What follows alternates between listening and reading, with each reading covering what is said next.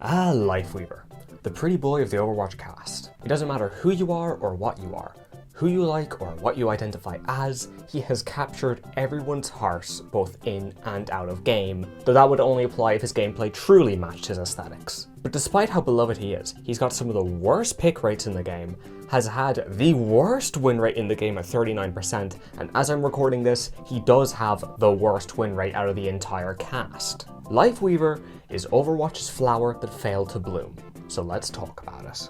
And as per usual, I'm going to be talking about Lifeweaver's brief history first, and then we're going to be getting to the design talk, so if you already know his history, well, feel free to skip ahead.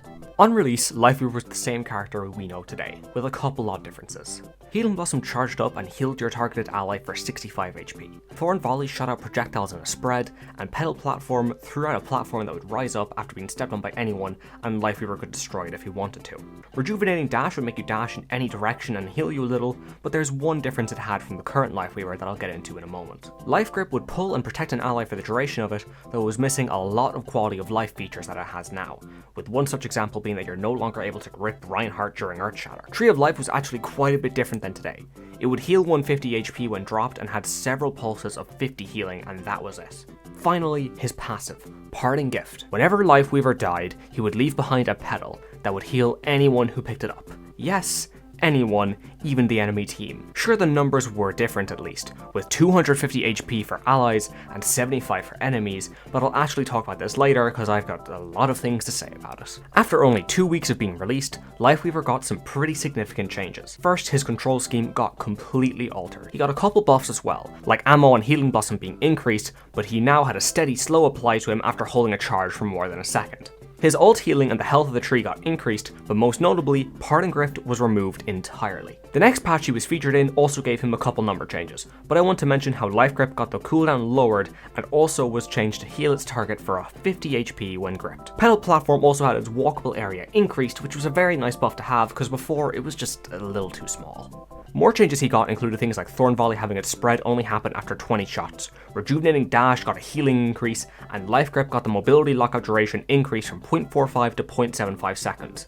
But a big change he received was to his ultimate, where 50% of the healing from it would be converted into overhealth if you were at full HP, up to 100 max. He also finally got his hitbox size lowered, and I mean, he was nearly giving Zen a run for his money with the size of this thing. It is absolutely huge, like. And as per usual, more and more number changes were going around. Healing Blossom kept getting its healing adjusted, but most notably, a change to Petal Platform was that it finally was no longer going to be pierced by piercing projectiles, which I don't get why it took so long. It's like Maywall but vertical, you know? The final two sets of changes he had were all number buffs, getting his max heal on Healing Blossom increased, along with Rejuvenating Dash and Tree of Life getting an increase to how much they healed as well. It's nice to have a shorter history section. It's wonderful what having a character who hasn't had 4 reworks can do for you. So anyway, it's time to talk about Mr. Weaver's release because Jesus, this was something. So we may as well start with the elephant in the room, his control scheme, which was just really, really bizarre by modern Overwatch standards. It wasn't bad per se, but it was just very, very strange compared to what Overwatch players were used to. Starting off, he would swap between Healing Blossom and Thorn Volley as if they were different weapons, like Mercy or Torbjorn would. You had Petal Platform as its own secondary fire on right click, and then you had Rejuvenating Dash over on left shift. And that right there is something that I find very strange about the old Lifeweaver compared to the current Lifeweaver. If you want to use Rejuvenating Dash now, you need to jump again in the air, as if it's like a Hanzo dash. When it was old Lifeweaver, or if you're just using his legacy control scheme, you can just dash whenever you want. Which means that realistically, if you want to get the maximum value out of Lifeweaver, you're nearly better off using that legacy control scheme because you can dash at any point. If you're using the modern controls, you have to be in the air in order to dash, which could be the difference maker at certain times. But like I said, to the vast majority of players, his controls were so strange that this didn't matter at all, and he was still not someone Overwatch players were used to, because we've never had a character like this in the game before. Especially thanks to Life Grip, which was an ability that just did not mesh with people at first. Players were terrible at using it, players were terrible at playing with it, and even the ability itself was kinda terrible. Because it didn't have a lot of the quality of life things that we have now. There was the Reinhardt change like I mentioned earlier, but when I was talking about the mobility lockout change, just in case you're not aware of what that means, if you use a mobility ability during life grip, you'll actually end up escaping it, which is perfectly fine, and that's a good way to let people control if they actually want to be in it or not. But sometimes, with the old timer on it being 0.45 seconds, you'd end up dashing out way too quick and just end up killing yourself because maybe you're about to dash somewhere else. When it's changed like this to a 0.75, you pretty much get enough time to react to if you actually want to use your movement ability or not, which really makes it a lot easier for everyone involved. And of course, how could I forget about the biggest part of release Lifeweaver? What the effect was this passive, Blizzard? Now, death passives are something that I can make an entire video on because they're a whole topic by themselves, but there is a difference between a good and a bad death passive. Personally, I find that Parting Gift was a pretty solid passive on paper, and it was just executed horrendously, and it was for one simple reason. Why did it heal enemies? I don't know how many of you are in dire need of therapy, but around Overwatch's launch in 2016, Reaper had a different passive. Upon killing an enemy, they would drop a soul he could pick up to heal him. Now this is fine because it's exclusive to Reaper, even though it did get a change to generic lifesteal later because it was just kind of bad, but I digress. Parting Gift is similar, but different in a way that it's up for the whole lobby to take. And typically, if you died, an enemy is going to be closest to your dead body, so they'll be able to pick up that passive first. Why would you make an ability that just essentially has your support swap teams? A lot of death passives end up encouraging you to die, but this one wouldn't because you're obviously more useful alive than dead since it was only 250 healing, but either way, this passive ended up receiving the boot. While Lifeweaver was strong on release thanks to his numbers, he got one change that essentially took him out back. Automatic reload for the inactive weapon increased from 1.5 seconds to 2.5 seconds. This was basically the change that brought him straight down to having one of the worst win rates in Overwatch history at 39%. 61% of games he was losing, and it was from here on that our little bud got nipped before it could even have a chance to bloom. At this point, his one strength was simply his raw healing output, but even that wasn't at its strongest back then, especially thanks to Ana being in full swing, with Bio Grenade being mandatory thanks to Overwatch being Overwatch. Looking back on it, this period of Lifeweaver being just absolutely horrendous is probably a good chunk of why he remains pretty unpopular today, though I will say, as I'm writing this, he still has the lowest win rate out of the entire cast, so can we just please give him something, Blizzard?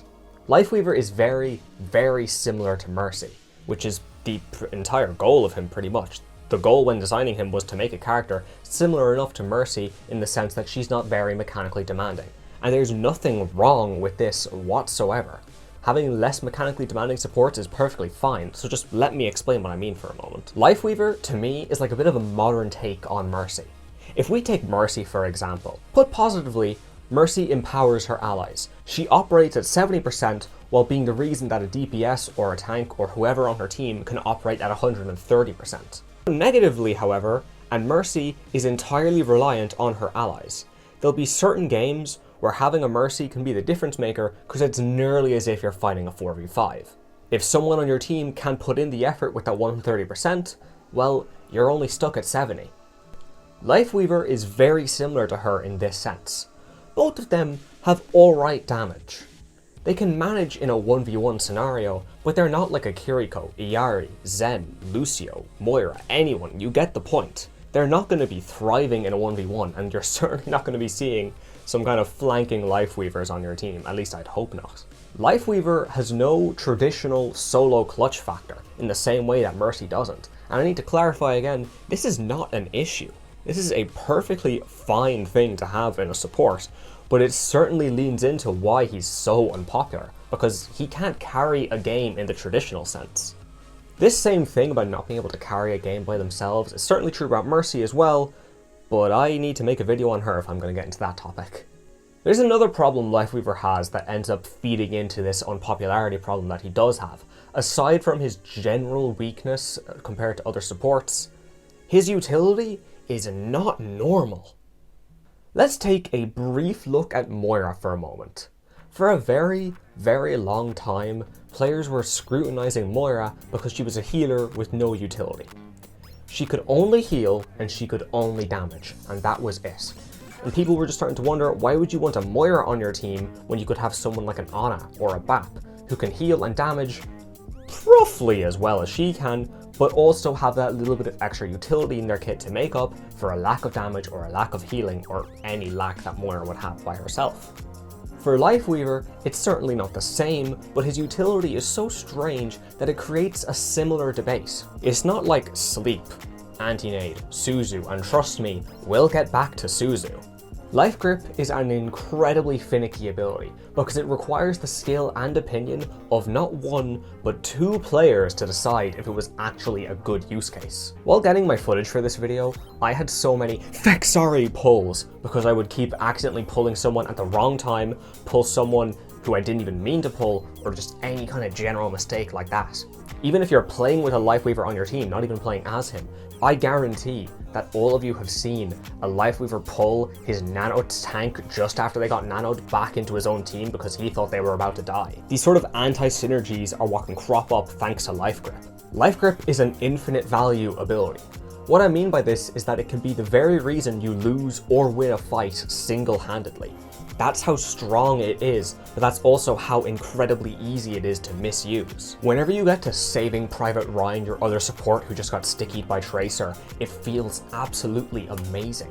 But when you just pull out your tank by accident because you thought they were about to die and now you've got their entire team coming at you and everyone's in a bad position because you just took away control from your tank who's keeping them at bay, well now we have a problem, don't we? It's not like an ability like, again, Nade, Suzu, Immortality, where even a bad use of those abilities can still have some kind of positive effect for your team.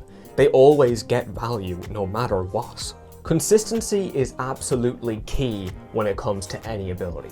And in Lifeweaver's case, well, consistency goes out the window. You can't be consistent when your ability requires two people to be on the same page at all times. When it comes to Lifeweaver, his skill floor is low. I was able to pick him up very fast. I was even complimented in the very first game I ever played of him, and in that same game, I ended up falling in love with how he plays. But just because his skill floor is low doesn't make him some kind of brain-dead character. His skill ceiling is through the roof. Part of why is Life Grip, a very contentious ability like I've already said, but there's another aspect to his kit that I do not see enough people talking about. Pedal platform. This ability is insane and no one gives it the credit it deserves. And that's largely because you need to be really good and very creative to get the maximum value out of this. In its base form, just using it for its intended purpose, it is brilliant, being useful for Lifeweaver or another teammate. High ground is king after all. But it can be used for so much more than that. You can cancel some enemy ults, be it Ryan Shatter, Orisa ult, Fire Barrage, anything at all. You can block off corridors if you need a quick escape. You can feck over people trying to hide by raising a Diva Bomb or raising them to die to the Diva Bomb. You can lift up Monkey Bubble, lift people out of Grav. You can lift up Mercy as she tries to res. You're able to lift up the souls of the dead on your platform so that your Mercy has a safe spot to resurrect someone or just to cancel the res of the enemy Mercy. It's genuinely insane how useful this ability is. And what do you people end up using it for? Just make like Chopper One Piece and get much higher. Oh yeah, and you can also do half of this stuff with Tree of Life as well. I absolutely love blocking off a doorway to a point with this thing. It's actually a peak ultimate. An ability or an ultimate having multiple use cases is the hallmark of good design to me, but it can also end up being a double-edged sword, as a lot of people won't try to get the full use out of them and only use them for their main purpose because it's too hard to try cram in all of those potential uses. So why did Lifeweaver fail to bloom? Well, put simply, there's so much work required into playing him that no one wants to put in the effort, because they can just play Kiriko, do half the effort that Lifeweaver has to, and end up with better results 9 times out of 10. And obviously, it does not help that Blizzard has just left this man by the wayside to rot and die. I mean, like, please, he needs some love of some kind. Like, I swear, the poor man has been rocking the lowest win rate in the game for months at this point. At least he gets some of the best skins in the game, I guess. Some players say that Lifeweaver needs a rework, and I wholeheartedly disagree. He's perfectly fine as he is, he just needs a couple changes to help bring him out into the limelight. Some may find him frustrating to play against thanks to Life Grip being able to undo someone's terrible positioning, but I raise you all a character who can teleport to the malpositioned individual, cleanse them of any debuff that you applied, heal them, and make them immortal for a little bit, and then also two-shot you. If I ever make a video on Kiriko, I cannot promise that my bias will stay at the sideline. Overall, Lifeweaver is one of the most fun supports that Blizzard has ever released. When Overwatch 2 came out, I had a bit of a falling out with the support role. It was always my least played and least favourite role to play, but more so than ever, I just did not enjoy it.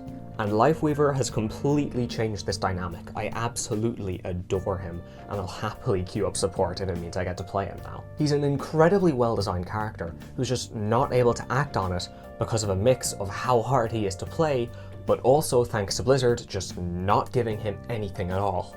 But you know what? Tell me yourselves. What do you think about Lifeweaver? If you were to buff him, what would you do? I really want to hear it, especially from people who've actually played Lifeweaver, especially if you were playing him since the veteran days, because I have only started playing him recently, though I really, really love him. I also want to say thanks to Jess for helping me write out this video and the script and everything about it. She was an absolutely massive help as the CEO of Lifeweaver. So please check into the description because I'm going to drop a link to all of their socials below. And now that we're finished, if you like this video and you're new here, well, I've got a full-on playlist of a few other videos in this Overwatch design series that I've got done. If you've already seen those videos and you're a returning viewer, well, I have a video on supports from a little while ago that you might actually quite enjoy. I'll have the link to both of those somewhere on screen at some point on the end card probably. But for now, if you're still here, Asher go on, drop a like, drop a sub, all that YouTube stuff, and I'll talk to you next time, lads.